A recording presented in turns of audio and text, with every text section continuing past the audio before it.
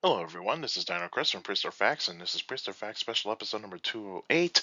We're going to be talking about a marine reptile from the Jurassic. So, Jurassic June continues. This is going to be the final Jurassic June special episode of a prehistoric animal from the Jurassic period. So, let's actually get started, shall we? We're going to be talking about Cryptoclidus. And so, this is a artist rendition of Cryptoclidus. This is basically from uh, the top right of image right here of Cryptoclidus. That's from the Walking with Dinosaurs series, and then the bottom left is a more updated version of Cryptoclidus, and you kind of see it's got a little bit more of like a fin on the tail, but the rest of the body is still actually pretty good right here. So this is actually pretty well done, and so let's go into the info. Information about Cryptoclidus. The name Cryptoclidus means hidden clavicles. Its length is 13 feet or 4 meters. Weight is 16,000 pounds. Lived 166 to 160 million years ago, mid to late Jurassic period. And the fossils are found in the United Kingdom and France. Described by Phillips in 1871, but he named it Plesiosaurus, but it was renamed by Seeley in 1892. So Phillips mistakenly uh, named it Plesiosaurus because back then in the 1800s, a lot of times some of the fossils that they got were not very were they didn't really know any differences between certain types of fossils. Like they continued to name big predatory dinosaurs Megalosaurus in Europe a lot, or otherwise that sort of thing. Because I mean, around this kind of same time in North America, you have the Bone Wars, where Cope and Marsh uh, were were just pretty much trying to do whatever they could to outdo each other in terms of naming certain types of species of each fossil that they found.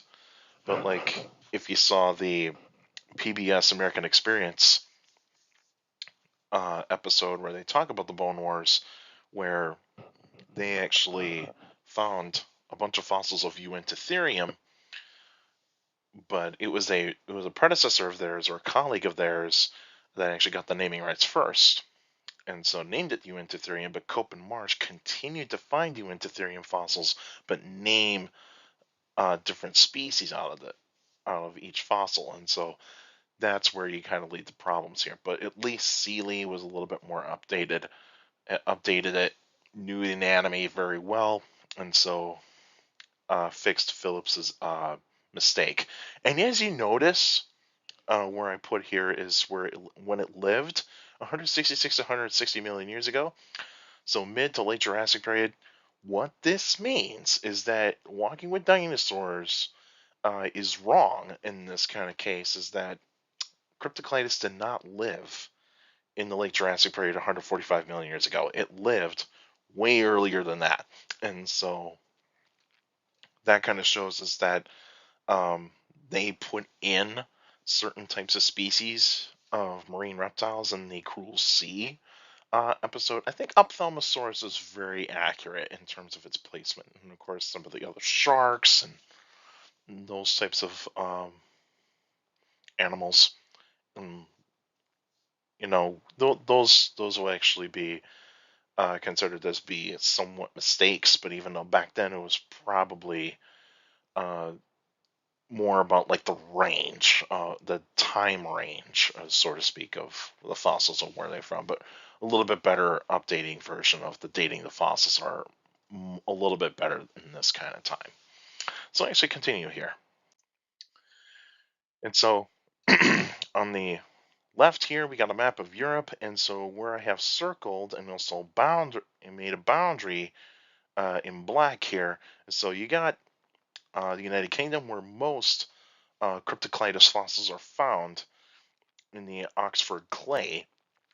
And then in France, there has been fossils found more likely in northern France and some parts of like western France, because that's where you're going to find a lot of limestone uh, to find all these like fossils of marine reptiles from the Jurassic. And then on the left, then on the right here, you actually see a size chart of Cryptoclidus compared to a human diver. And so Cryptoclidus is not a very large marine reptile. It's actually considered to be a medium-sized marine reptile. And then on the bottom here, you actually have a skeleton of Cryptoclidus. This is a full skeleton of Cryptoclidus. I think majority of some Cryptoclidus fossils have been found complete, and so I wouldn't say the majority, but I'd probably say probably a probably a good portion of them have been found complete. But there's some that are incomplete, and vice versa. And so let's continue on. And so more information about Cryptoclidus. Cryptoclidus is part of the Plesiosauria family, so it's a plesiosaur, and it's part of its own clade or own like group of plesiosaurs called Cryptoclididae. And so that kind of shows us that it belongs to the medium-sized plesiosaurs, longer-necked plesiosaurs.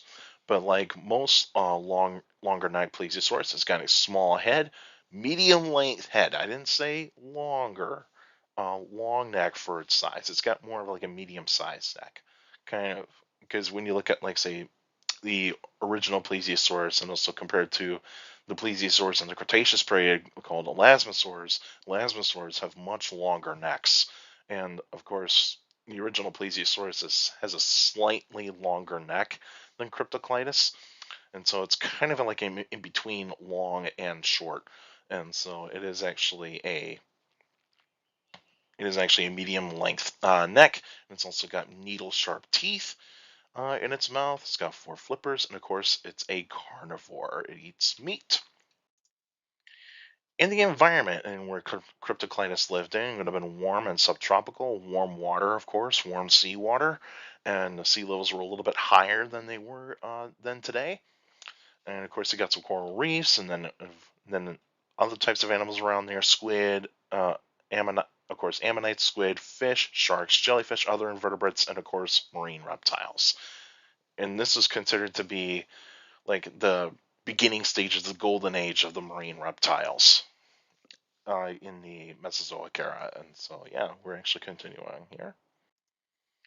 Predators and prey. And so let's talk about the predators and prey of Cryptoclidus. So the prey species, so the prey, or I should say the prey, the types of animals that Cryptoclidus would be going after is squid and fish. That's what it's meant to catch. And like all plesiosaurs, it actually just snuck its head into a shoal of fish and basically grabbed as many fish as it could to eat. And that'll be the same thing with squid, just soft-bodied squid. It would not go after ammonites because ammonites are just way too have too tough of shells to actually be able to puncture through for their teeth. But it did have predators, and so predators that Cryptoclidus had were sharks. There were plenty of sharks that were big enough to be able to have Cryptoclidus as a good meal. I would say a shark that would actually be about 3 meters, just over 9 feet long, would be able to uh, have Cryptoclidus as a good course meal. And of course, the main predator of its time was Lioplorodon, and Lioplorodon would be able to have Cryptoclidus as a good meal as well. But a full-grown Lioplorodon would more likely go after, say, a smaller Cryptoclidus, so like a juvenile Cryptoclidus, and probably like probably like a teenage or like in between adult and juvenile size, and so it would actually be kind of close to a subadult type of Cryptoclidus that Lioplorodon would be able to catch. And in the extinction of Cryptoclidus was mostly due to climate change. In the large large kind of like supercontinent at the time, Laurasia in the Jurassic period, which is North America and Eurasia, was still continuing to break apart in the Jurassic, and of course, the and that opens up more habitat for some of the marine reptiles to get larger, and so the longer necked plesiosaurs took over that niche of where Cryptoclidus actually had, and so they were able to actually outcompete Cryptoclidus for the food sources that were available, so the squids and fish, And of course, pliosaurs were getting larger. And so when the pliosaurs were getting larger, that's when things started to get a little bit more difficult for Cryptoclidus to be able to adapt. And of course, the sea levels rose a little bit more, and so Cryptoclidus could not adapt to those types of changes, and so that's where Cryptoclidus went extinct. And here's the map, and here's a map of the Middle Jurassic. This is the best that I can find, and so where Cryptoclidus would have been living in is this little bit of tiny bits of islands here in Europe, which is the kind of like the somewhat uh, early version of the Atlantic Ocean, and then you got the Tethys Sea in between there too, and so that's where Cryptoclidus would have actually have been living in at that point in time.